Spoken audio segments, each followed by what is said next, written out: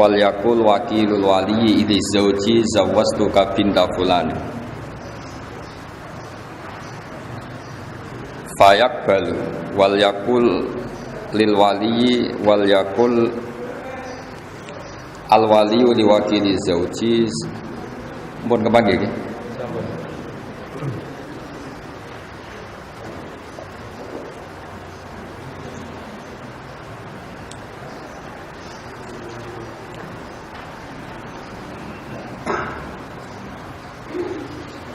Wal yakulil waliyu liwakili zauji zawattu binti fulanan fayaqulu wakiluhu qabiltu nikahaha lahu fa illam yakul lahu wa nawahu lam yasihan nikahu li anna syuhuda al mustarata huduruhum fihi kama taqaddam latila alahum alaniyah.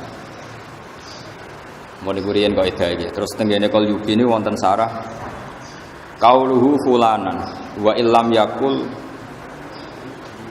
muwakkiluka na'am law lam ya'lam nasaba zauji wajaba insyaduhu wa tasbutul wakalah bi qauli mudaiha haitsu taquda syuhud saterusin iki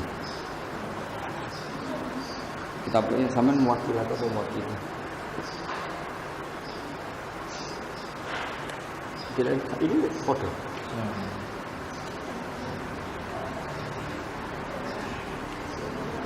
soalnya itu foto.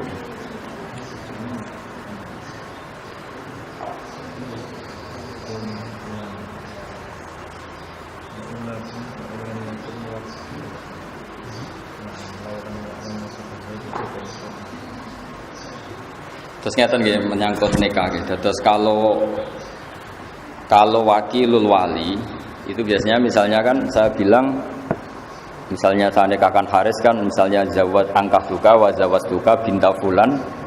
Kalau yang tidak mukhtalaf alaih kan alladzi qad wakalani nggih, alladzi qad wakalani atau mewakili gitu. Tapi kalau di Indonesia itu hampir pasti itu sah. Makanya ini kan saya ajarkan ke antum ini tatbiki fikih. Tatbiki fikih itu begini ya. Di Indonesia itu kan saya sering alami ya, misalnya ada taukil kan walinya mar'ah tadi, waliul mauliyah tadi, kan taukilnya isyhad di depan umum. Misalnya, Gus saya pasrah Anda menikahkan putri saya bernama ini. Terus saya bilang di depan umum, saya terima apa? Saya terima perwakilan itu. Kemudian kalau dalam tradisi di Rembang misalnya wali kan terus ke sana gitu. Pokoknya enggak di majelis. Kalau di sini di majelis enggak? Enggak ya? Kalau biasanya di majelis enggak setelah taukil? Loh enggak, banyak yang enggak di majelis kalau dulu. Ayo coba yang enggak di majelis ngaco. Enggak setelah taukil itu walinya di majelis apa? Di majelis. Kalau dari zaman lari. Kabur. Enggak. Apa? Keluar. Oh, ya keluar. Enggak, di polling di itu. Enggak ya. Ada yang di majelis. Dari mana, teman? Yang di majelis berapa? Ngaco yang di majelis. Yang walinya agak lari. Berapa juga? Dua. Nah ini penting ya, karena nanti turunan hukumnya itu begini ya. Maro'ahul muslimuna hasanan bahwa indawohi hasanun. Karena ini sama-sama resiko, ini saya jelasin.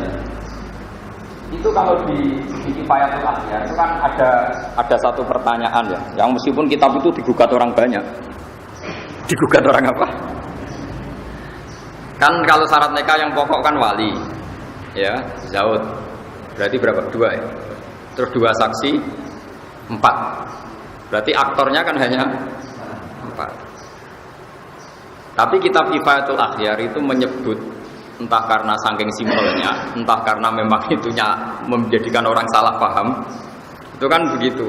Kalau wali sudah memasrahkan ke seseorang, kemudian wa aqdal wakil, maka tidak sah.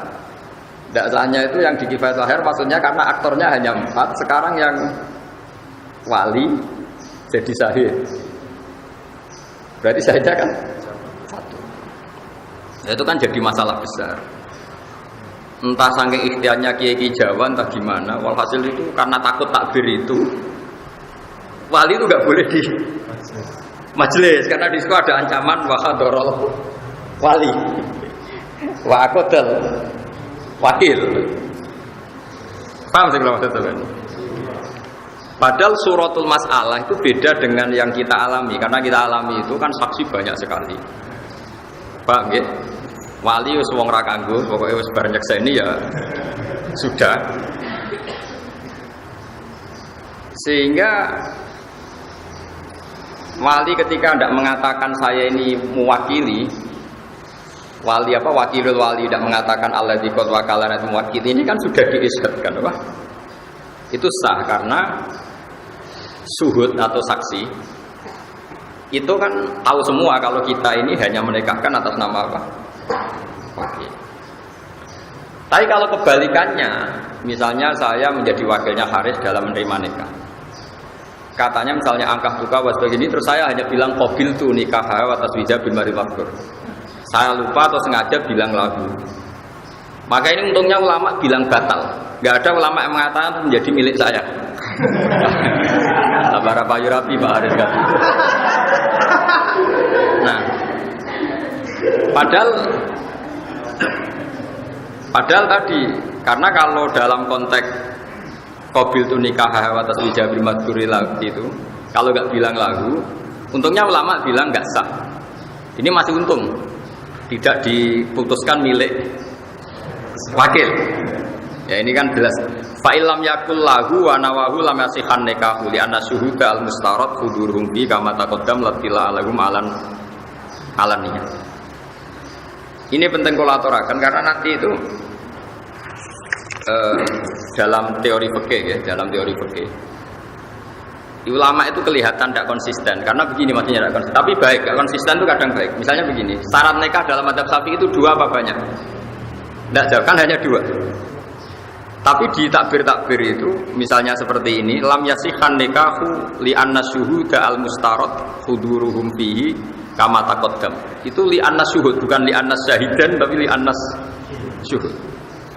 Karena dalam madzhab Malik, ini dengarin ya. Nanti saya bacakan di Mizan Kubro. Tadi saya sengaja bawa kitab Mizan Kubro. Kalau menurut madzhab Malik, 2 saksi itu tidak syarat sahnya nikah. Paham ya?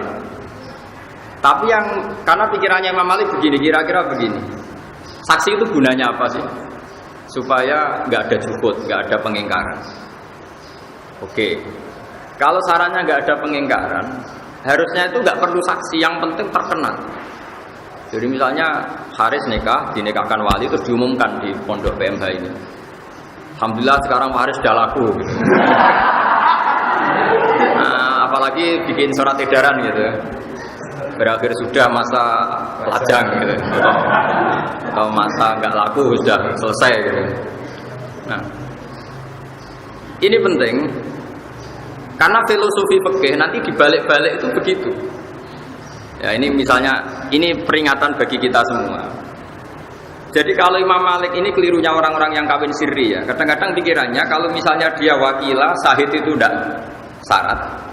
Saya ulang lagi ya. Misalnya dalam kitab Kutubul Madzhab al-Arba'ah, kadang itu kan dipotong. Terus di situ diterangkan wakilah, sahid itu tidak syarat sah. Jangan kira kalau misalnya madzhab Malik mengatakan syahid itu tidak syarat sah, kemudian ini nggak terganti oleh aturan yang lain. Paham ya maksudnya? Makanya kenapa kiai-kiai kita itu anti talfek, anti intikal madzhab. Sebetulnya bukan masalah intikalnya. Nggak ada jaminan kalau kata-kata ini diket atau ditaksir, diikhtisor, kemudian nggak ada syarat lain. Ini misalnya saya bacakan ya. Nah ini supaya kulino saja ya, bahwa di masalah-masalah nikah itu masalah sing yuftatu fil afdha malah yuftatu fi ghairiha. Eling-eling napa yuftatu fil afdha malah yuftatu napa fi ghairiha. Jadi yang terkait perempuan itu untuk sahnya itu lebih ikhtiyat ketimbang urusan yang di lain masalah perempuan. Ini kalau baca gitu. Ini kitab Mizan Kubro yang relatif setiap intikal madzhab itu ada penjelasannya. Wa min dzalika qaulu a'immati salasa innahu la yasihhu nikahu illa bi syahadatin. Ma'a qauli Malikin innahu yasihhu min ghairi syahadah. Memang teksnya innahu yasihhu min ghairi. Tapi kamu jangan mengira bayangannya terus hanya kamu dan wali kemudian sah. Sama seperti misalnya Abu Hanifah bilang nikah itu sah tanpa saksi, tanpa wali. Jangan kira tanpa wali itu tidak ada wali. Maksudnya Abu Hanifah itu gini, tetap dengan wali, tapi yang penting dia memberi izin, tapi tidak harus dia yang menikahkan. Gak apa-apa perumahannya menikahkan sama orang lain, pasrah orang lain. Sementing walinya memberi izin. Orang kok tanpa wali, tanpa pamit itu tidak. Paham ya? Nah ini kalau bocor. Jadi itu memang resiko orang-orang wong jeneng kuwaco. Lawaca ke. Ma'a qauli malikin innahu yasihu min ghairi syahadatin. Illa annahu yu'tabaru fihi al-isya'atu wa tarku taradi bil kitman. Hatta law aqada fi sirri atau law uqida fi sirri wastarata kitmanan nikahi fusiha indah. Jadi kata Imam Malik, nikah itu enggak usah saksi, tapi cukup isya'ah. Makanya nikah kayak di Indonesia itu mesti sahnya. Karena misalnya syaratnya 2 saksi itu adil, misalnya syaratnya 2 saksi itu adil. Ternyata 2 saksi itu tidak adil. Enggak masalah kalau di Indonesia, karena kan orang yang menyaksikan kan banyak. Jadi itu isya'ah apa? Apalagi sebelumnya sudah ada undangan nikah macam-macam. Bahwa Pak Haris sudah laku. Seminggu sebelumnya kan tahu semua di WA karena dia kaul ya. Semua orang dikasih tahu kalau sudah laku. Itu enggak harus adil. Karena kata Imam Malik, kata beliau yu'ta baru fihil isya'ah apa? Isya'ah itu terkenal dari kata sya'ah, apa? Sya'ah itu maknanya apa? Terkenal kayak ayat innal ladzina yuhibbuna an tasyi'al fahisha. Fahisha menjadi terkenal, juga boleh. Nah, terus sekarang andekan 2 saksi itu fasik. Kata Imam Malik boleh, kata Abu Hanifah boleh, kata Imam Syafi'i enggak, 2 saksi itu harus adil. Wa amal fasiqoni fa innahu yahsulu bi ma'al isya'atu bin nikah. Wa dzalika kafin fil khurus an surati nikah istifah.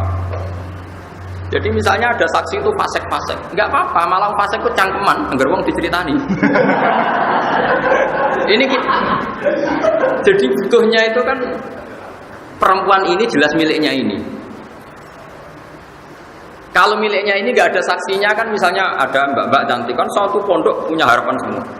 Nah itu kalau ada orang nikah secara sirri kan, ternyata harus dinikah orang kan kecewa. Nanti kalau ujuk-ujuk hamil juga orang curiga.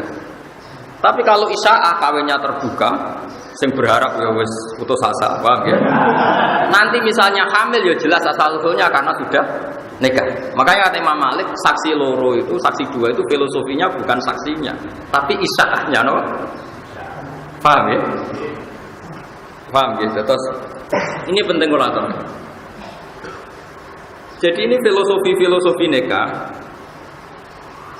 Ya, filosofi nikah misalnya menyangkut 2 saksi macam-macam. Itu kadang 2 saksi. Ketika misalnya Anda baca kitab apa Madzhabul Arba'ah, wakila misalnya atau waqala Malik yasuhun nikah bila syahid atau bila syuhud. Ini jangan menjebak Anda lalu Anda berspekulasi nikah tanpa saksi. Karena sebenarnya Imam Malik mengatakan tanpa saksi itu ora perlu nunjuk saksi 2 terus yang tanda tangan 2 seperti dalam tradisi kita, enggak. Maksudnya enggak terus tanpa itu enggak, yang penting isya'ah apa? Tadi misalnya di majlis ini Haris saya nikahkan, enggak apa-apa misalnya enggak ada saksi, ya apa-apa kan ini ya saksi gitu. Jadi cara Imam Malik saksi itu bisa diganti apa? Isya'ah. Makanya kenapa kiai-kiai itu mati-matian melarang santri sinau fiqhul madzhabil arba. Karena mesti rawi pengarangnya ini main potong saja. Main apa? Ketika Imam Abu Hanifah mengatakan bila waliin, itu maksudnya bila wali yang mengijabkan, bukan berarti tidak mensyaratkan izinnya wali. Paham? Jadi ini masalah-masalah yang apa? Anak-anak Ma'had Ali itu harus tahu. Jadi itu ya, jadi apa? Masalah-masalah seperti ini kita harus tahqiq ya. Terus sekarang ini yang khas-khasnya orang alim ya. Kamu juga harus tahu. Misalnya ada suratul masalah. Ini dengerin ya. Wali menikahi mauliyahnya. Wali harus menikahi yang dinikahkan. Mungkin kalau fikih anak-anak yang masih ngaji fikih belum panjang kan kayak mukhal. Karena berarti wali itu kan bayangannya orang kan bapak. Masa bapak menikahi putrinya? Kan tidak mungkin. Tapi sampean kan Ismail Ali, ada saja wali yang nanti itu menjadi suaminya yang diwaleni. Yaitu tadi misalnya bapaknya mati kan ditimbah Rata-rata mbah wis mati tanda. Mati kan?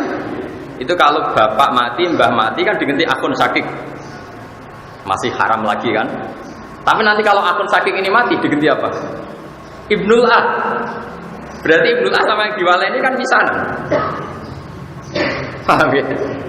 Berarti mungkin saja ada suratul masalah di mana wali ini calon zawj. Paham ya?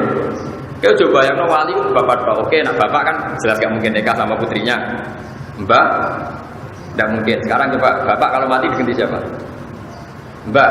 Tapi nggak boleh kamu bahasakan mbak kriminal, harus dibahasakan abul ab apa? Karena kalau kamu bahasakan mbak, bisa mbak dari ibu. Ini tidak wali, harus detail ya. Bapak dan jat harus ditekoi ini jat maknanya abul ab. Karena kalau kamu bilang mbak tok nanti resikonya mau nang mbak kok ibu bolong-bolong. Karena kalau mau Jawa mbak itu bisa. Makanya sekarang saya tanya, kalau bapak mati, mbah mati, walinya siapa? Akun sakit. Kalau akun sakit gak ada, Ibnul Ah. Sekarang Ibnul Ah sama yang dinikahkan misanan kan?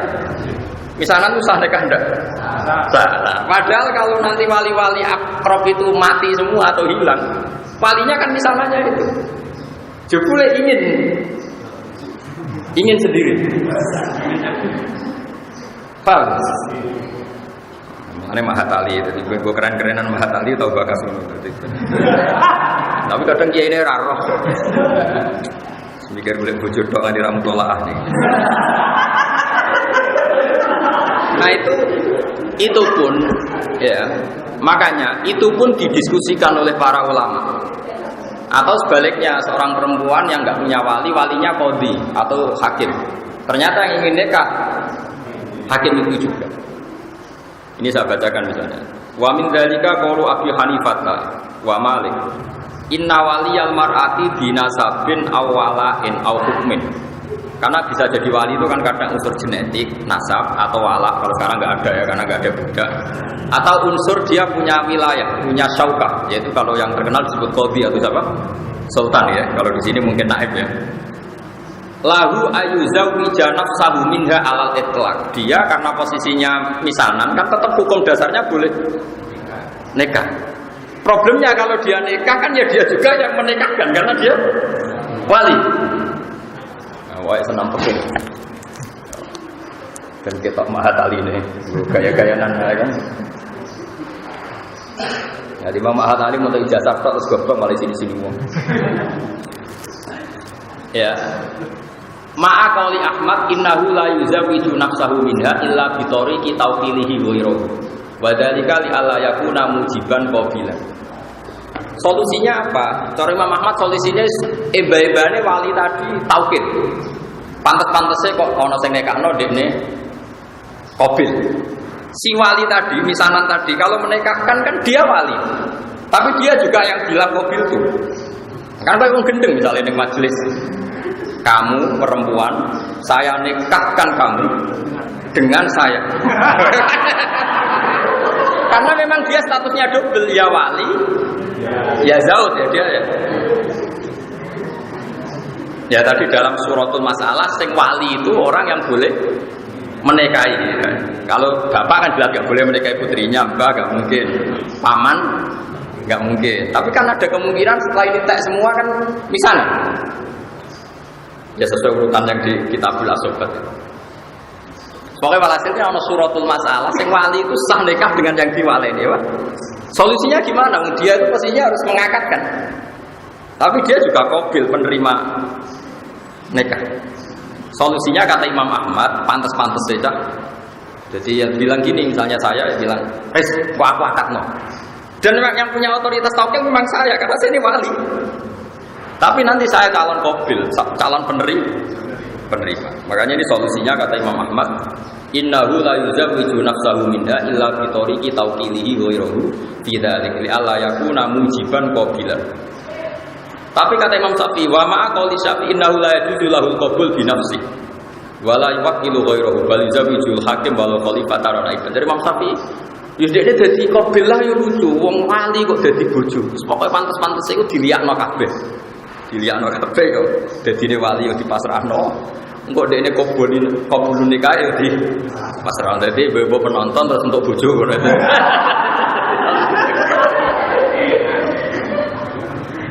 Karena kalau dalam fikih itu ada pantangan ya, istilahnya kalau di Fathul Mu'in itu ada ittihadul qabid wal muqbid. Enggak boleh dalam satu akad ada satu orang jadi dua aktor, namanya ittihadul qabid wal muqbid. Misalnya gini, Haris punya utang saya 1 juta. Ya Haris punya utang saya 1 juta. Terus kebetulan dia juga mustahik zakat. Dan saya juga harus zakat ke Haris. Saya tidak boleh bilang gini, Riz, uang saya yang di kamu 1 juta minongko zakat saya ke kamu. Itu tidak boleh karena Haris adalah qabid, penerima zakat. Dia juga mukbid, menerimakan zakat ke dirinya sendiri. Kalau dalam fikih kan masalah ittihadul qabid wal mukbid. Ya sama seperti wali yang boleh menikahi yang diwalikan. Karena tadi misanan tadi misalnya suratul masalah apa? Misanannya dalam jawab bahasa Indonesia apa? Sepupu ya kan. Misanan apa? Sepupu ya. Itu kan sudah boleh nikah kan. Tapi problemnya dia itu wali ya. Kalau dia menikahkan dan dia qabil kan ittihadul qabid wal mukbid, dia sendiri yang menikahkan. Mulane misanan duwe misanan ayu penak iso ngancam. Nek gak tak rabi ra tak nikahno sapa-sapa. Dimbargo lho.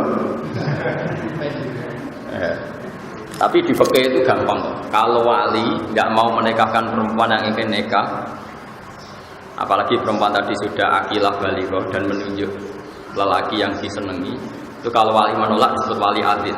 Kalau wali adil itu sulibati wilayah hak walinya dicek. Jadi itu masih ada peluang. Jadi ini kalau ngancam dibalik diancam, nggak apa-apa, malah wali kamu bilang nggak kabur. Jadi itu, ya ini penting ya, ini fikih-fikih yang harus Anda ketahui. Terus ini ada masalah-masalah yang harus diketahui juga, ini yang sering terjadi di Indonesia ya. Ya semoga, ya ini meskipun kasus tapi harus dipelajari. Kan banyak juga kita ini sering ngadepi masalah di mana orang yang saya kecelakaan. Jadi sebelum nikah sudah hamil. Itu sampai sekarang jadi perdebatan. Ya sebelum nikah sudah hamil. Itu baik di nikah yang menghamili maupun enggak. Itu ada iddah apa enggak? Saya ulang lagi ya. Kalau dinikahi orang yang menghamili atau enggak, itu perlu iddah enggak? Karena posisi apa? Kecelakaan hamil, posisi menghamil. Nah, karena perdebatannya ulama itu satu, ketika ada ayat wala tangiku manakaha abaukum minan nisa illa maqad salaf. Itu nikah maknane akad, apa nikah maknane wati? Wati itu hubungan intim. Kalau selain madzhab Syafi'i mengatakan nikah di situ maknane baik nikah sah maupun nikah atau wati. Sehingga misalnya Zaid punya bapak, yang bapaknya Zaid itu mensetujui Sri zina. Itu Zaid itu nggak boleh menikahi Sri karena Zaid ini dianggap juga anaknya Sri. Karena selain madzhab Syafi'i kalau maknanya gini, kamu jangan mewati orang yang pernah diwati bapak kamu, sehingga memasukkan zina, memasukkan nikah sahih. Jadi nikah sahih yang masuk itu, nikah zina apa? Zina juga. Tapi kalau madzhab Syafi'i enggak, nikah itu kalau tidak sahih atau hubungan intim kalau tidak sahih itu enggak mutabar, apa? Enggak mutabar. Sehingga ini agak dianggap hamil, sehingga ya tidak ada iddah. Makanya ada kiai-kiai Jawa, makanya nanti tak polling semua. Di daerah kamu kalau ada orang kadung hamil, rata-rata dinikahkan nunggu lahir apa enggak? Enggak, polling. Di daerah kamu mungkin pernah dengar. Enggak usah nunggu kelahiran tuh. Kok pengalaman deh, before kan? Tidak, di polling aja ini dijawab karena agama ini butuh konsensus. Saya sudah bilang tadi, maro'ahul muslimuna hasanan bahwa indawohi hasan. Saya sendiri munfarid atau ahadi. Saya nggak boleh berstatement hukum sendiri, harus nunggu konsensus. Saya ini termasuk orang bisa baca kitab, tapi kalau saya ada kejadian, pasti saya tanya zaman bapak kayak apa, Mbah Mun kayak apa, dulu zaman Mbah Zubair kayak apa. Karena kita butuh konsensus, paham ya? Karena ini masalah ijtihadiyah, itu yang mengesahkan adalah konsensusnya ulama, disebut apa? Ijma. Tidak sama saya tanya, kalau ada orang hamil sebelum nikah, lalu kalau mau nikah, baik sama yang menghamili maupun enggak, nunggu melahirkan enggak? Ya enggak yang betul. Enggak ngaco. Enggak kan? Alasannya apa coba? Loh kok enggak, ini bukan alasan kultural, enggak alasan fikihnya kenapa? Karena tadi Kalau dalam mazhab Syafi'i yang dikatakan hamil menjadi hukum iddah yang hamil yang karena akad sahih. Nasab juga sama, yang dikatakan nasab saya lewat nakah sahih. Sehingga dalam mazhab Syafi'i misalnya ada seorang hubungan intim zina terus punya anak putri. Setelah itu 3 bulan dia nikahi. Anaknya nanti bapaknya nggak bisa jadi wali karena anaknya putri tadi tidak bisa intisab ke bapaknya karena produk ilegal. Makanya kita sebagai kiai itu sering bilang gini, misalnya ada orang nyun sewu hamil 3 bulan. Terus yang menghamili mau nikah, mau menikahi. Oke, kita nikahkan tadi. Karena takut kalau gak dinikahkan nanti zina lagi macam-macam. Itu pasti kita bilang begini sama bapaknya. Nanti kalau anak kamu perempuan kamu udah walinya. Karena ini kadung 3 bulan. Artinya karuan anak ini tidak faktor produk nikah sahih. Sehingga intisabnya anak tadi kalau putri gak bisa ke bapak. Paham ya? Ini kamu harus ngomong gitu. Ini kulil haqqa walau kana murran. Kamu jangan diem. Nanti kalau kamu diem, anaknya nanti dinikahkan bapaknya. Sebenarnya dia bapak betul karena memang mani yang jadi dia anaknya. Tapi tidak bapak cara syar'an karena produk dan nikah sahih. Kalau sampai kamu tidak ngomong, kemudian nanti anak tadi besar dinikahkan bapaknya tadi itu nggak sah karena bapaknya kakeknya tidak walinya, tidak wali karena tidak nikah apa. Sahih.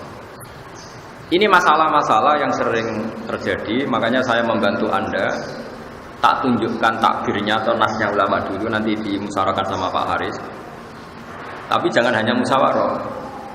Carikan kasus masalah ini yang sudah terjadi di masyarakat. Biasanya kiai setempat Anda kayak apa? Karena ini penting. Saya bahkan berpendapat bagus-bagusnya hukum itu kalau kiai sing ra ngalim yang nglakoni. Itu berarti jadi konsensus. Jadi apa? Konsensus. Ini penting saya aturkan. Begini misalnya, saya itu berkali-kali berdoa sama Allah. Kehebatan orang Indonesia itu sing ra roh hukumnya ketok alim. Gara-gara dia dikonsensuskan. Hukum itu taruh saja misalnya begini, ada orang fasik gak sholat. Dia gak sholat, gak zakat, gak puasa. Tapi menjadi gerakan massal di Indonesia, namanya ngawinkan putri itu harus undang kiai. Sehingga orang gak sholat, gak zakat, gak puasa. Kalau putri nikah yang undang kiai. Ini jadi konsensus. Sehingga orang fasik sing gedeng kiai lama, pendak ngawekno anak itu ngundang. Akhirnya nikah ini bisa berjalan secara syar'an. Karena kiainya datang terus tanya, ini ada hubungan kerabat enggak, mahram enggak, rodok enggak. Kalau sudah memenuhi syarat, dinikahkan secara sah. Meskipun orang ini benci kiai, tapi dia dipaksa oleh satu komunitas nikah undang kiai ku elek, koyo rasa. Ini pentingnya konsensus. Padahal si walinya tadi gak ngerti pentingnya kiai, bahkan benci kiai seumur-umurnya. Nah menurut saya dalam konteks seperti ini kiainya wajib datang, karena dengan dia datang berarti nikah yang terjadi adalah syar'i. Begitu juga saya tadi ngaji di Bojonegoro di Jepara sama Gus Jobur tadi. Hukum itu contoh gampang tuh orang mati. Saya contohkan, saya ngaji di mana-mana tak contohkan. Orang minum atau minum oplosan terus mati. Bapaknya ya fasik peminum, anaknya fasik peminum, mati minum oplosan. Jadi konsensus, pokoknya kudu ngundang kiai. Sehingga si mayit yang oplosan pun kita sholati, kita kafani, kita mandikan ala Islam. Karena harus jadi konsensus, wong fasik lah itu butuh perlakuan seperti itu butuh, paham ya maksudnya? Ini penting harus kita pertahankan. Jangan sampai nanti orang fasik punya model sendiri dalam menyelesaikan jenazahnya. Karena orang soleh tidak mau datang, terus orang fasik punya tandingan kaifiyah merumat jenazah. Saya kalau mati ya terus ini arah, terus pinggirnya ada wong ceki. Makanya menurut saya orang fasik pun kalau mati kamu harus tahlilan. Terus gerem-gerem lah tadi. Bagaimanapun ini menetapkan tradisi. Kalau sampai kita tidak mau tahlilan hanya karena dia mati bunuh diri atau mati apa tadi itu oplosan. Nanti kalau nggak ada tahlilan mereka bikin tandingan tradisi, yaitu kiai ragu tahlili ya wis tanggo cekik tanggo remi.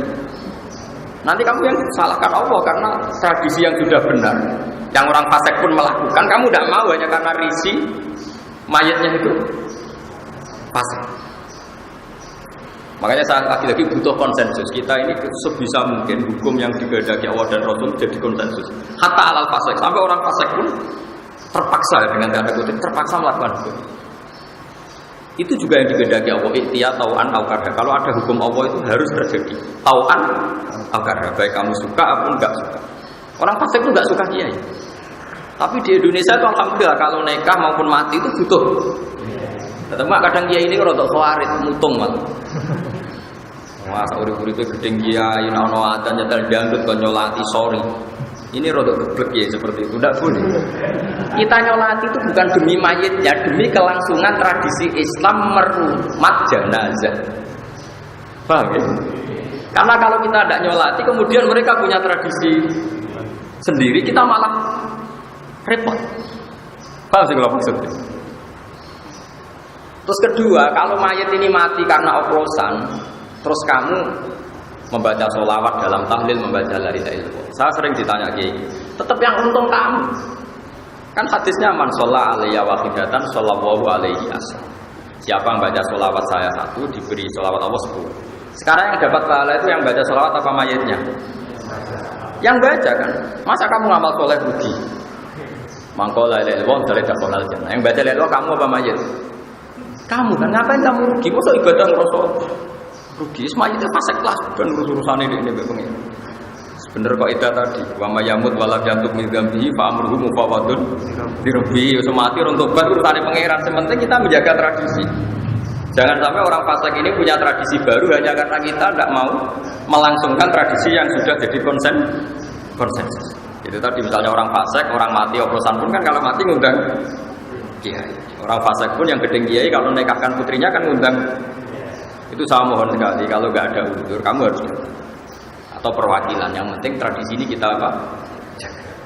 Bukan karena fasiknya tadi, tapi karena ilahi kalimat ilah tadi, aturan-aturan Allah yang kita. Karena sekali dalam kaifiah jenazah ngomong alim nggak mau datang, mereka kan orang-orang fasik, pasti punya tradisi tandingan. Paham ya? Pasti pondem sambil ngeringkut, cemplungno. Nang mati, wes. Repot.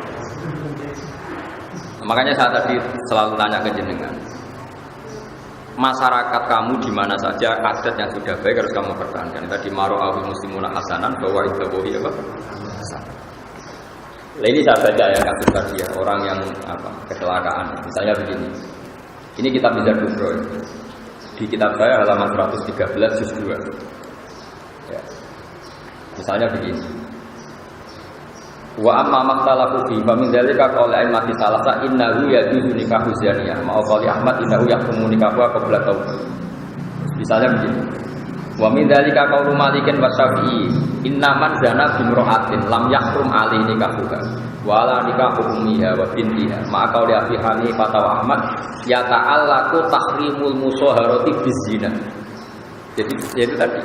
Kalau menurut Abu Hanifah zina pun itu menjadi musaharah. Jadi kira oleh demeni wong sing didemeni bapakmu. Paham?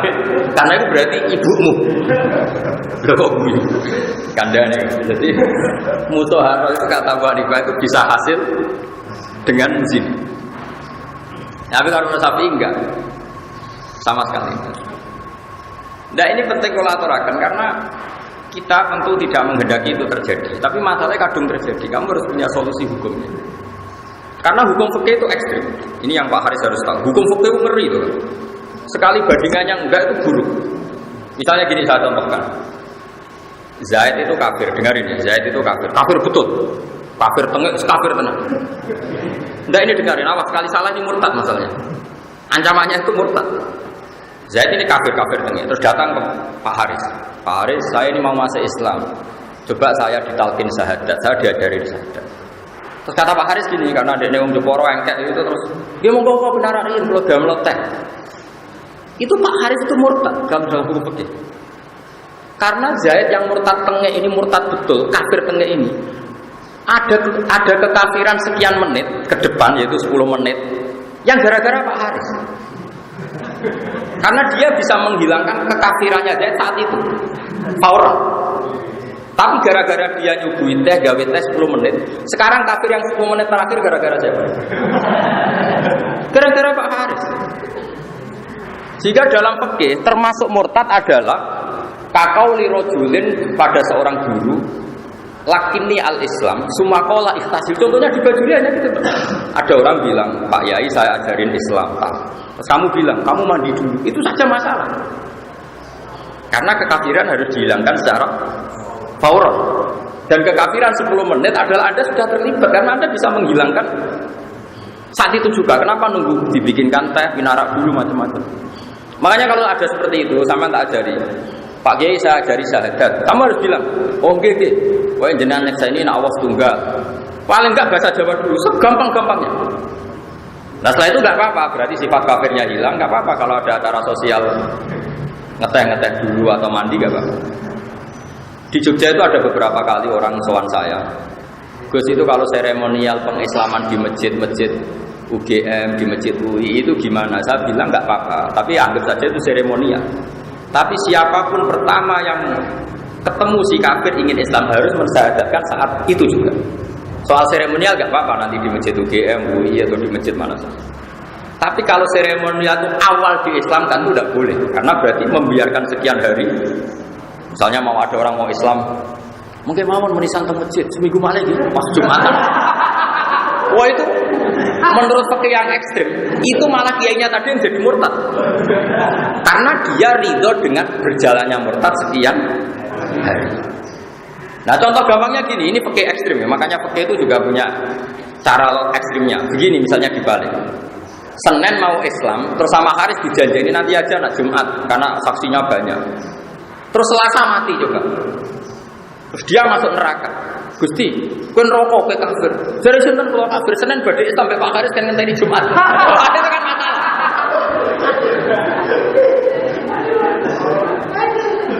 Paham ya?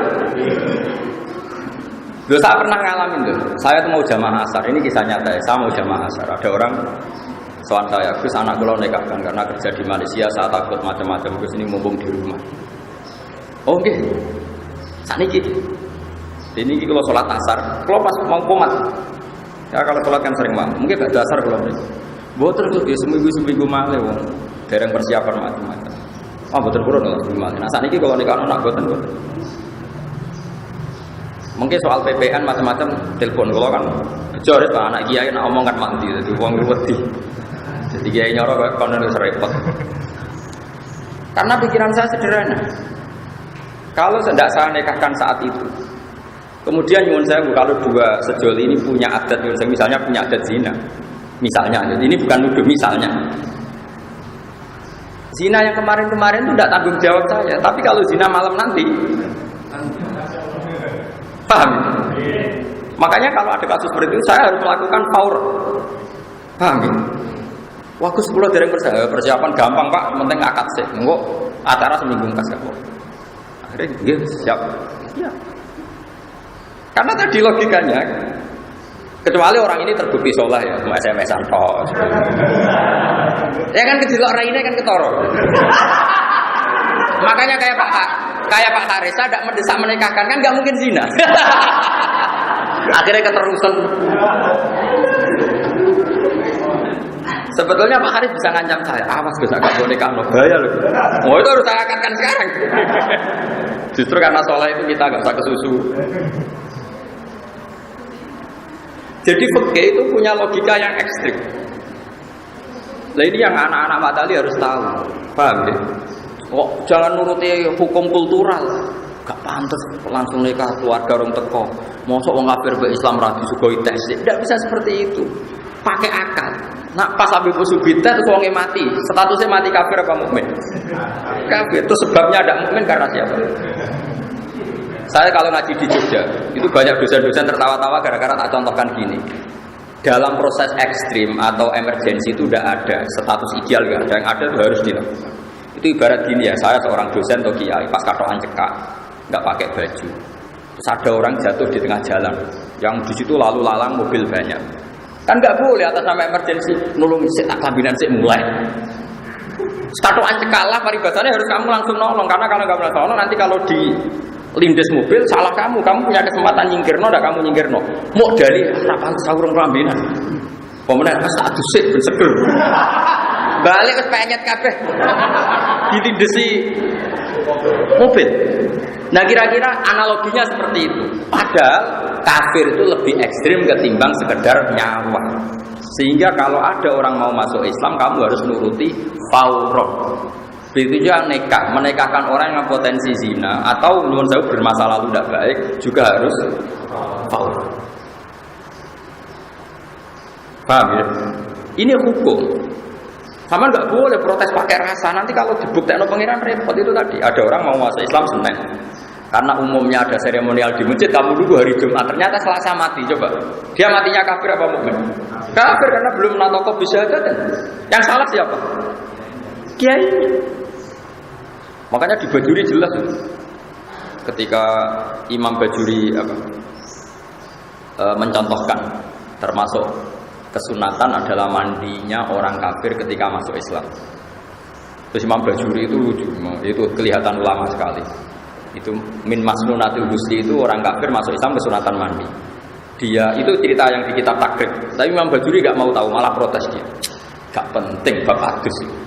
Terus dia di sarahnya cerita. Nah nganti ana wong ngongkon adus ora langsung nalkin syahadat. Itu malah dosa besar. Malah dia mengatakan si orang tadi dihukumi murtad karena membiarkan kekafiran berlangsung. Yang harus dilakukan sekarang gak berubah kasadus, yaitu talqin syahadat. Karena urusan adus, teh, barang nyuguh itu urusan ideal. Itu ibarat ada orang kecelakaan di jalan yang di situ banyak kendaraan, terus hanya karena kamu gak pakai baju, terus kamu merasa gak nyaman, pulang dulu pakai baju. Paham? Terus kembali sudah kepelindes.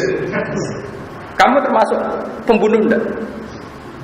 Termasuk penyebab kematian sama. Mau Islam Senin kamu biarkan nunggu Jumat seremonial, Selasa mati. Kafirnya tanggung jawab siapa? Makanya kenapa saya ngajar fikih di sini? Fikih itu ada beberapa hukum yang ekstrim. Dan itu kita harus tahu. Makanya kita latih fikih-fikih yang ekstrim. Karena logika yang terbangun memang harus seperti itu, tidak ada pilihannya. Saya Abdul Anak Bajuri Jusiji dan itu perbandingan ngomong Jusiji. Ya jadi saya mohon jangan pernah belajar fikih tidak serius. Saya mohon sekali dulu Basal terkenal ahli fikih, dulu Mbak Zubair dulunya Basal terkenal ahli fikih. Sampean juga harus ahli fikih. Jadi ada kepastian hukum. Misalnya tadi dua saksi itu filosofinya apa? Ternyata isya'ah. Kamu jangan hanya karena baca Adzabul Arba'ah, wakilah qala Malik misalnya enggak harus dengan dua saksi. Ternyata Imam Malik enggak mengharuskan dua saksi maknanya karena bisa diganti isya'ah. Padahal kalau isya'ah malah melebihi dua saksi. Paham ya? Makanya kenapa kiai-kiai melarang intikal madzhab? Sebenarnya bukan masalah intikalnya kan. Pasti ada beberapa masail atau beberapa syarat yang enggak ditulis. Karena perawi madzhabul arba'ah itu hanya mencomot-comot. Nah, padahal yang enggak ditulis itu menjadi syarat pokok. Paham ya? Makanya saya mohon ojo kulino seperti ini. Kalau teruskan lagi. Tapi saya mohon ini dimusyawarahkan lagi sama Pak Haris sama teman-teman. Karena tadi saya butuh konsensus. Saya butuh konsensus. Nah terus kemudian ada orang yang hamil begitu ya, terus kemudian harus dinikahkan. Itu kata wa ma'a qauli Abi Yusuf in kanat hamilan haruman nikah hatta tadua wa in kanat hailan lam yaqdu walam ta'tadda. Nah, ini khilafnya ulama. Tapi kata kitab Mizan Kubro ini wa wajul afali ifta'un Nabi sallallahu alaihi wasallam bi khilli dzalik wa qala qad kharaja min sifatin ila nikah bab al-istisalat al-musnad baru usul wajib al-istisalat al-musnad.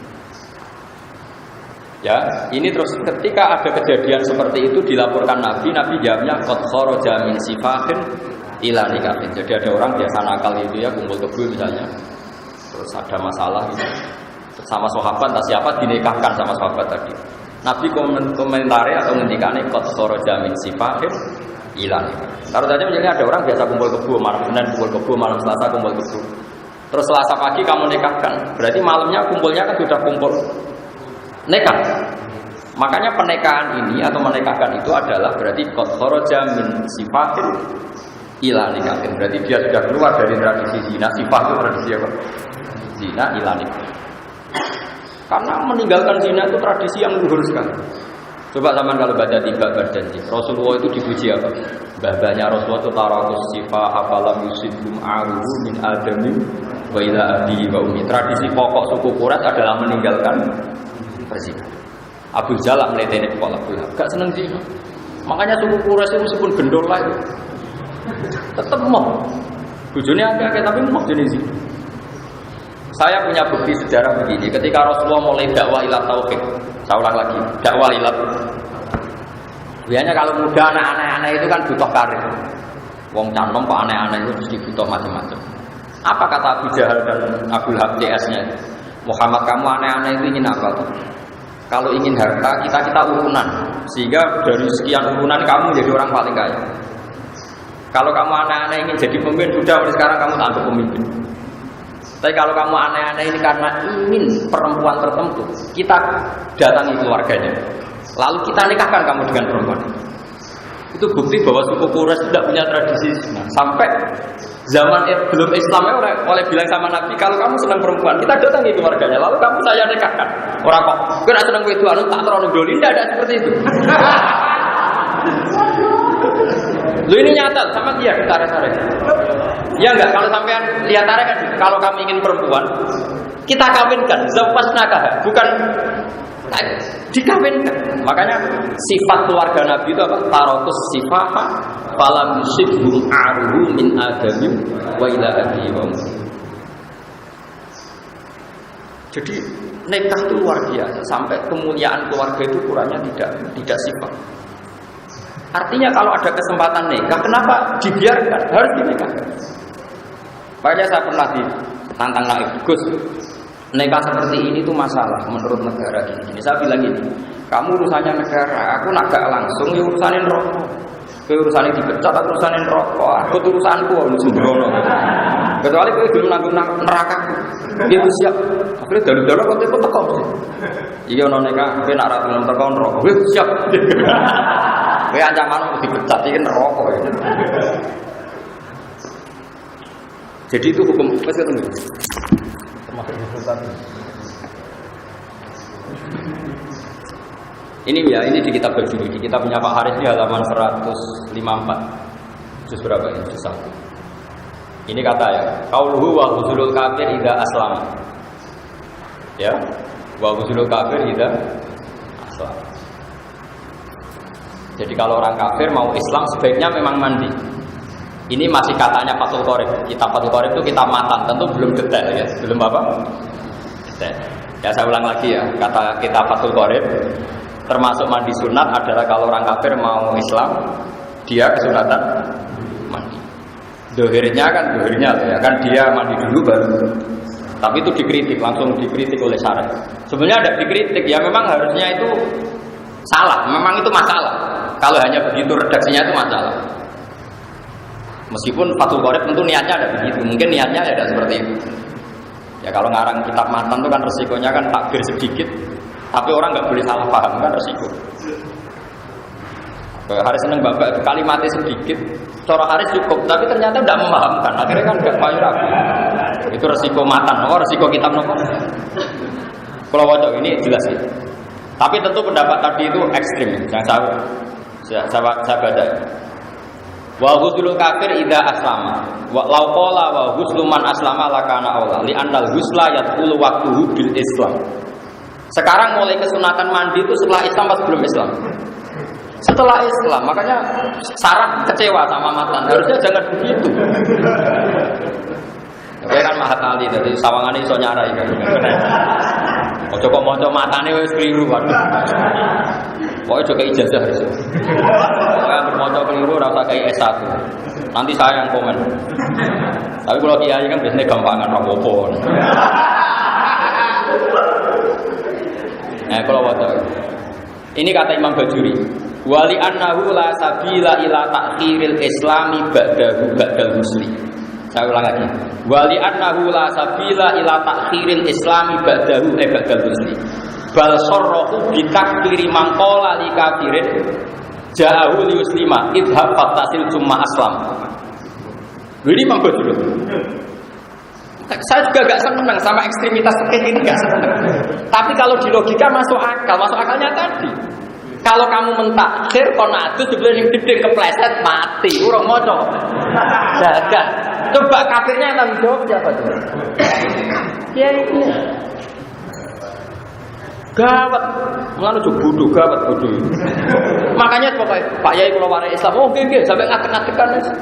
Pokoke pengiran tunggal, nggih oke. Wis pokoke ngono-ngono lah, wis gak ideal lah. Oh nggih nanti mari zakat.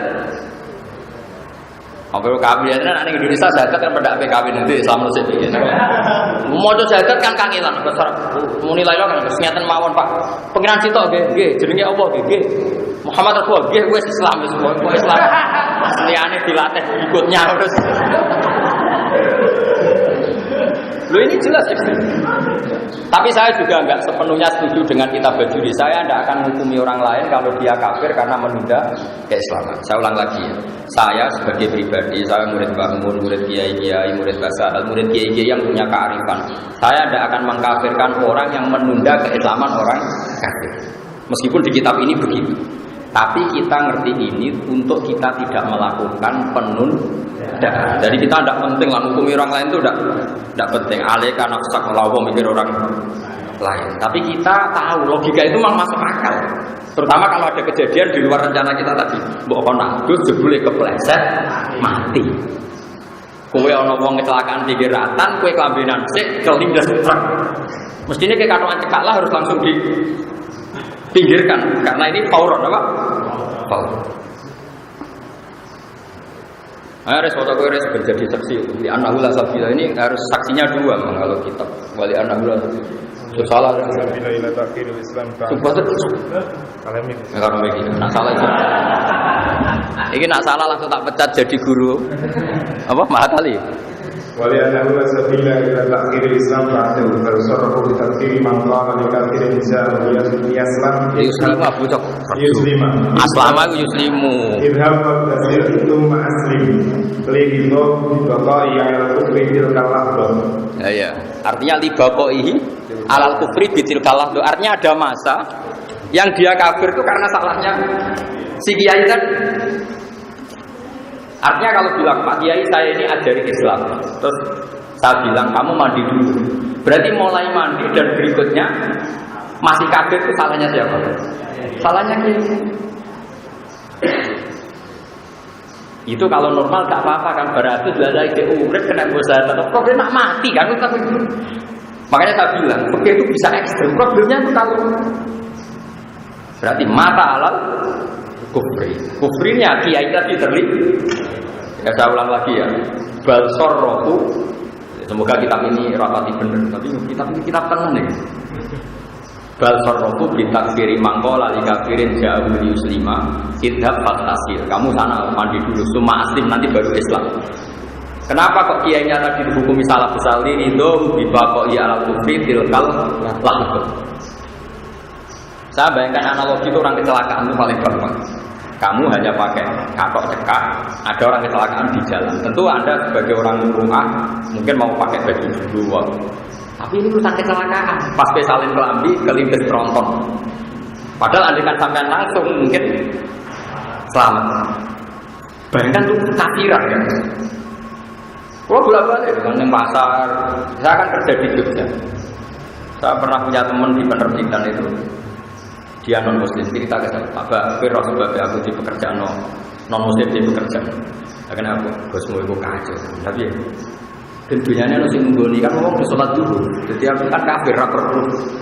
Sholat dijubule gue tukang jogo.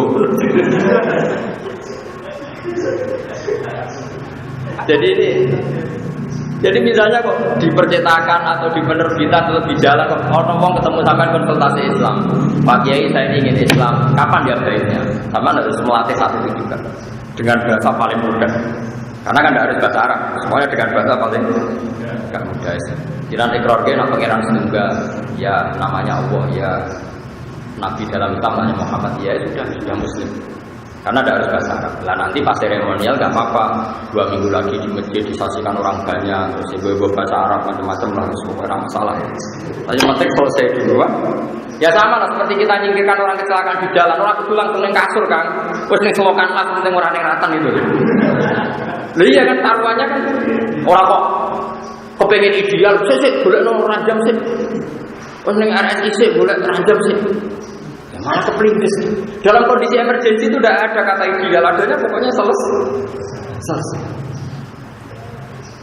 Nah ini khawatir saya anak-anak matali itu nggak terbiasa dengan hukum-hukum yang ekstrim. Makanya bohong kalau ada orang bilang fikih itu hukum furu'iyah, nggak mendesak baik. Dalam hukum-hukum seperti ini itu serius ngawur. Yo wong sing ngomong ngono ora iso fikih kan, padune ora iso fikih terus ngomong begitu sembrono. Pepe fikih darani furu'iyah, nak akidah disebut usuliyah. Furu'iyah itu kan nak contohnya wong ning masjid kesunatan yang nggo wangi adus, ini masalah Islam. Makanya Imam Bajuri mengkritik kenapa sih kitab Fathul Qorib mengatakan kesunatan mandi bagi orang kafir yang mau Islam. Dari Imam Bajuri orang tambah kasadus penting Islam jadi orang tambah kasadus penting apa? Adus barang dibakat. Nah, ini kearifan ya, makanya saya mohon ya, jadi dalam beberapa masalah yang harus diselesaikan sekarang harus sekarang. Makanya kalau saya ditanya sekarang, Gus saya ini punya uang 50 juta, saya punya istri mau haji, saya jawab haji sekarang itu fauron. Dulu di kitab-kitab fikih haji itu alat tarofi, tidak harus sekarang. Tapi sekarang itu kan kebalikan, terus bayar fauronnya kajinya jadi 17 tahun. Lah nek saiki umure wis widak mbok arani kaji ra kesusubah keban-keban mati ya yakin. Mesti bayar saiki ngenteni 17. Jadi menurut saya teori alat tarof itu dulu, kalau sekarang ya harus power. Sekarang di Pati berapa tahun? Sudah 17 ya, paling sudah 17, pokoknya di atas 15 semua. Kira kita bukan itu ban 19. Itu di Jakarta itu ada yang sekarang kalau tidak haji itu dapatnya tahun 59. Saking banyak. Nah, itu kalau umur 40 aja habis. Kalau umur 40 tahun lagi kan dapat. Nah seperti ini, dalam konteks seperti ini kamu harus istihad gimana hukumnya daftar haji di zaman akhir. Menurut saya ya harus fauron, karena daftar fauron saja dapatnya tarofi, apalagi daftarnya tarofi, kan itu logika. Meskipun itu tentu tidak fatwa resmi ya, karena fatwa resmi tetap haji itu wajibnya ala tarofi. Tapi kita akan punya akal. Ya adinu aqlan waladina biman la'akal. Makanya ini saya mohon sekali ya, harus ini yang dibajuri di halaman 154 juz 1 ya, di kitab ini di bab pokoknya wabudil kafir tidak aslam. Tapi Imam Bajuri terus kecewa, bakal satu barang yang penting di Islam no. Makanya sebenarnya kayak Pak Haris itu dosa besar kok bakal sayu nasab. Nah mau rapayu rapi penting wedok sih. Ayu nasab repot gitu. Repot. Urutannya wedok sih semua.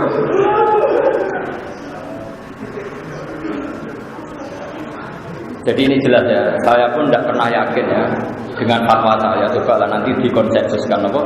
Dikonsensuskan.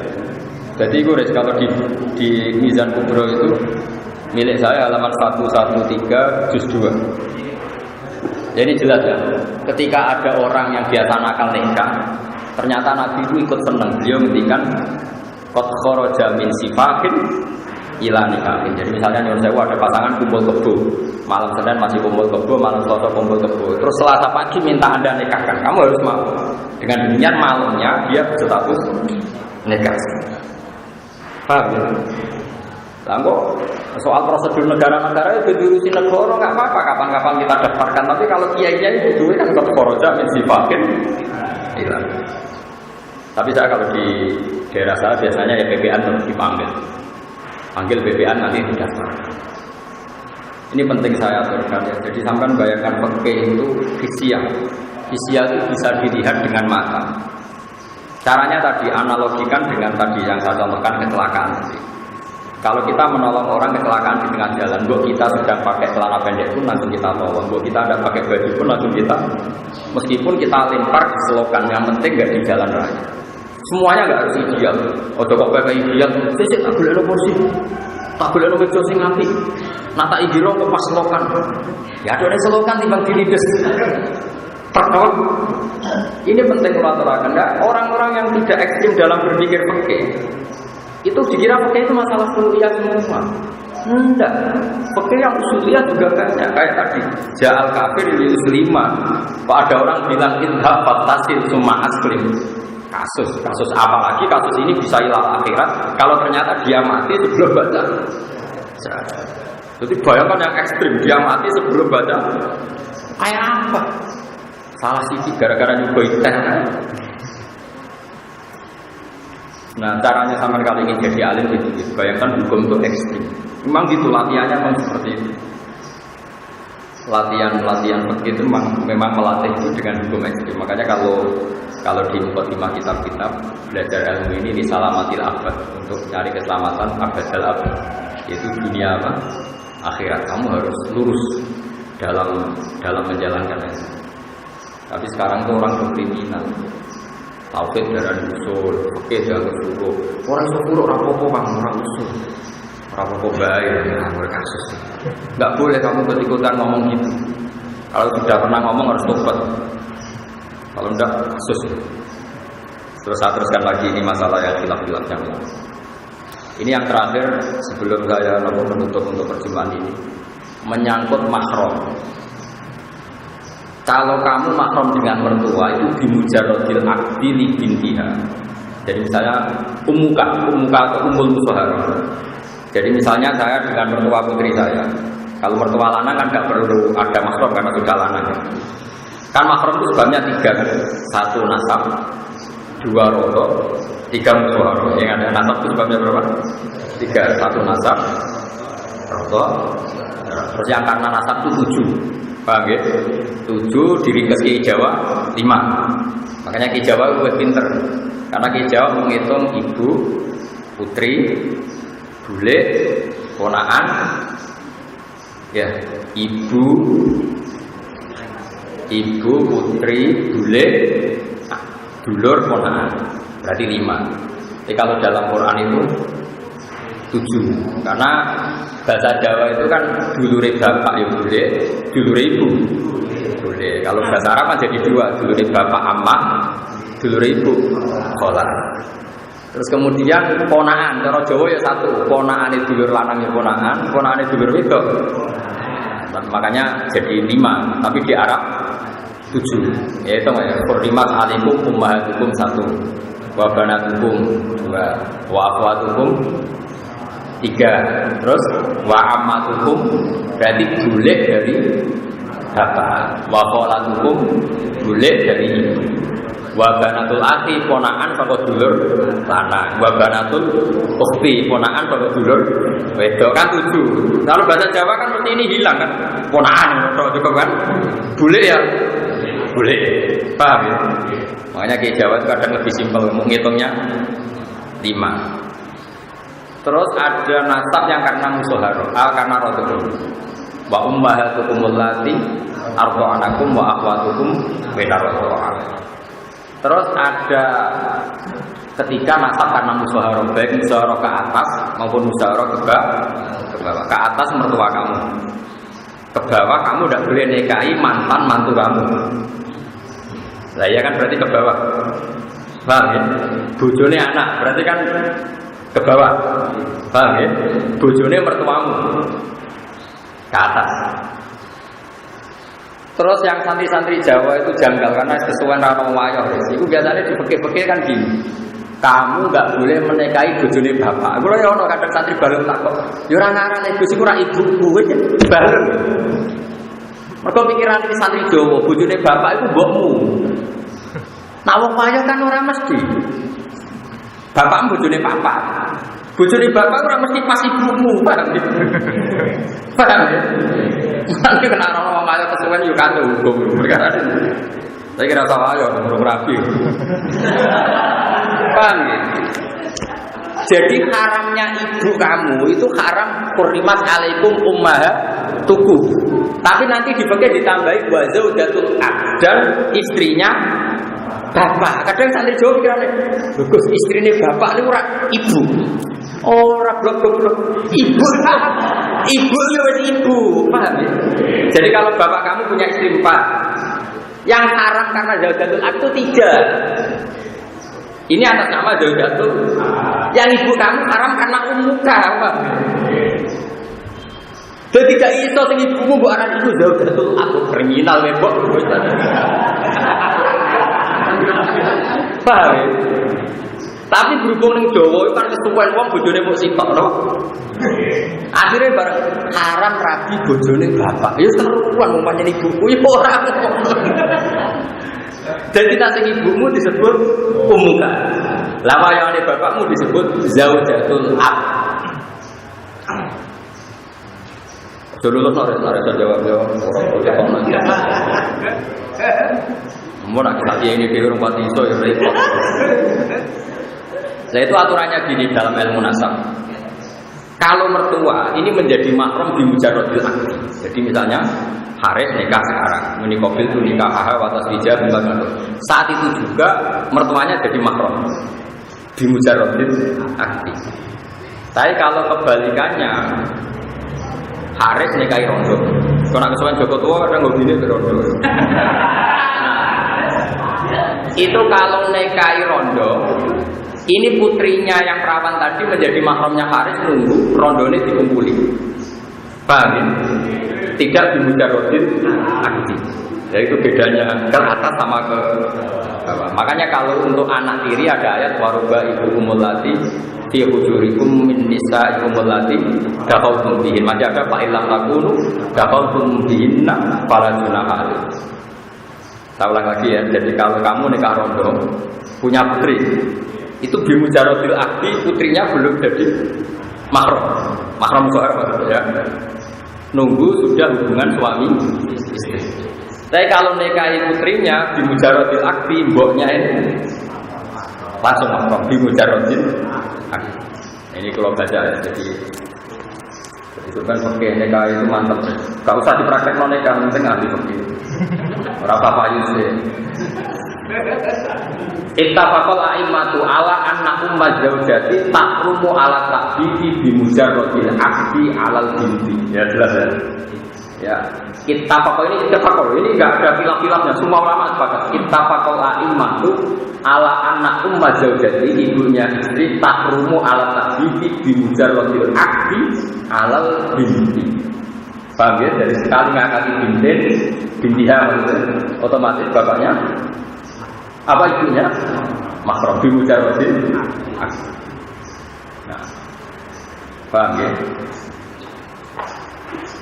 Lah, wattafaqal a'immatu aidan ala anna rabibata anak tiri. Kalau mereka anak walad, kalau yang anaknya istri kamu itu apa? Anaknya istri kamu tapi yang enggak anak kamu. Walad, rabibah bahasa Arabnya itu apa? Anak kawan. Anak walad apa anak ilegal? Enggak, mana bener. Wattafaqal a'immatu aidan ala anna rabibata tahrumu bijuhuli bil ummi. Jadi ingat ya, jadi kalau ke atas di mujarrodil akdi mertua kamu langsung mahram musyawarah. Tapi kalau menikahi ibunya nunggu didukhul atau hubungan suami istri baru putrinya jadi apa?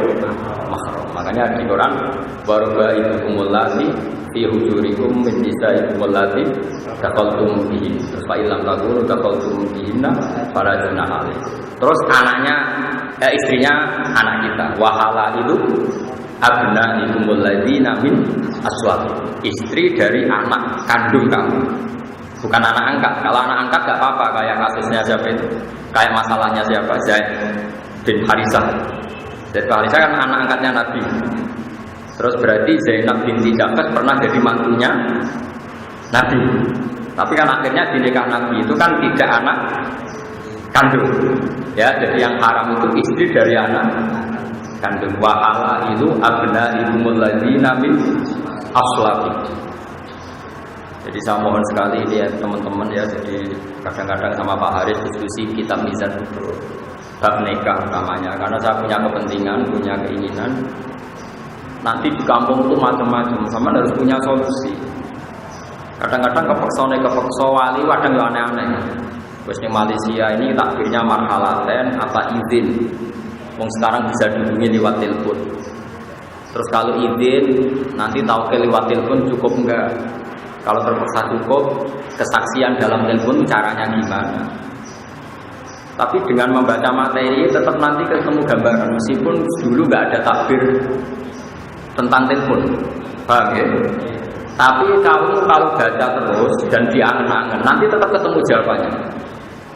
Karena ilmu itu gampang. Kalau jeling dewe bangun nang ijazah itu, Bakarim ngene hak cara Bakarim, ilmu itu kayak rontok-rontok kayak maling kayak wong nakal. Bercekel sesuk ngaku. Bakarim dulu itu ngutus bangun. Gus kowe iku mulang. Kalau dereng saged ngaji kan mulang. Gampang Gus, kita bukan cekal-cekal ngaku dhewe. Kita mesti bayar. Dicekeli terus. Ayo ngaku ke macane piye. Itu guyonannya bakar. Ala Gus kitabku gampang, cekal-cekal sesuai ngaku. Aku macane Faslun, aku macane Yakumu, cekal-cekal. Lotat-lotote sesuai kan wedi. Mesti ngaku terus kowe maca terus bener padha wis. Ngaku. Begini misalnya contoh ya. Saya ini termasuk pengagum kitab Bukhari ya, kitab Bukhari. Saya beri contoh betapa mudahnya istidlal. Mudah sekali istidlal kalau bagi yang sering. Sekarang itu kalau nikah itu pakai lafaz enggak? Enggak, jawab saja. Pakai kan? Segot itu lafaz enggak? Sekarang tolak itu pakai lafaz enggak? Pakai kan? Segot, ya. Sekarang orang yang enggak bisa ngomong, akhros. Orang enggak bisa ngomong tuh kalau nikah gimana? Wong enggak bisa ngomong. Atau kalau mau mentalak gimana? Wong enggak bisa. Tentu Rasulullah zaman Sugeng ya tidak sempat menghentikan detail-detail nikahnya orang akhros kayak apa. Kalau sehot ijab kabulnya diganti apa? Misalnya sama bilang diganti tulisannya kalau bisa nulis kalau enggak. Tapi Imam Bukhari itu unik. Sama nanti lihat di kitab Tolak. Imam Bukhari itu ngendikan begini. Ini apa loh? Bagus sihati tolakil akhros. Bab tentang sahnya menceraikannya orang yang akhros. Artinya orang akhros bagi suami menceraikan istrinya. Terus beliau bilang hadasana terus lucunya ketika gini. Qala Rasulullah sallallahu alaihi wasallam, ana wa kafirul yatim kahataini fil jannah. Wa asyara ilal musabbihah wasabab wa asyara ilal musabbihah wasabab wal wusta. Wes itu. Asyharu tis'un wa isruna wa aqda yadaiha kadza wa hakadza wa hakadza. Wa hakadza. Terus gitu. Salat Aisyah itu data yaumin. Terus ditanya sama orang, Pak Asar takwas sama. Intinya Imam Bukhari itu cerita. Dulu Rasulullah ketika memberi penjelasan, ana wa kafirul yatim kahada ini bejana saya dan para penanggul orang yatim seperti ini nanti di surga. Berarti saking apa? Cedaknya. Paham ya? Terus Nabi pernah ngendikan kemungkinan bulan Komariah itu hakada wa hakada wa hakada. Berarti ada kemungkinan berapa? 29 hari. Intinya begini. Wong Nabi yang bisa ngendikan saja kadang berganti pakai isyarat. Karena isyarat juga mufhimah, juga memberi paham. Berarti kalau isyaratul akhras memberi paham, maka isyarat itu sah untuk tolak maupun untuk nikah. Imam Bukhari oleh itu paham ya? Nah ya itu kan tawangannya kan tidak ada kaitannya dengan tolakul akhras itu. Ya sama ngendikan hadza wa hakadza wa hakadza kan tidak ada kaitannya dengan angka 29. Tapi toh orang menjadi Pak.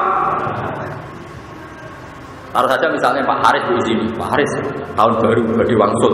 Pak Haris nggak mungkin bilang tidak, tapi mencurang. Wong mesti sepakat mana itu jangan kan? Berarti isyarat cukup apa enggak? Cukup. Pak Haris kok pamit itu bilang gini, cukup kan? Bahwa itu menolak. Kalau sekarang orang tidak bisa ngomong, yang mengganti kalimat adalah isyarat. Paham tidak maksudnya? Artinya Anda jangan berharap semua masail fikih itu ada takbir yang sharih, yang eksplisit. Bila yang kiamat di sini orang telepon, orang WA-an. Ya tentu takbir WA enggak ada. Tapi kalau nanti Anda menguasai materinya, pasti nanti kamu bisa. Asal menguasai betul. Kayak tadi Imam Bukhari mengatakan babu sihati tolakil akhrof. Terus yang diceritakan anak wa kafirul yatim ini bejat.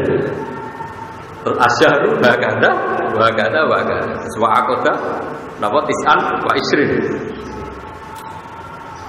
Artinya Imam Bukhari ingin bilang wong Nabi sing iso ngendikan saja kadang iktifa ngalap cukup dengan isyarah yang dengan isyarat yang memang. Nah sekarang akhras apalagi tidak bisa ngomong, penggantinya sifat adalah isyarah. Pergi sekali al-Fatihah.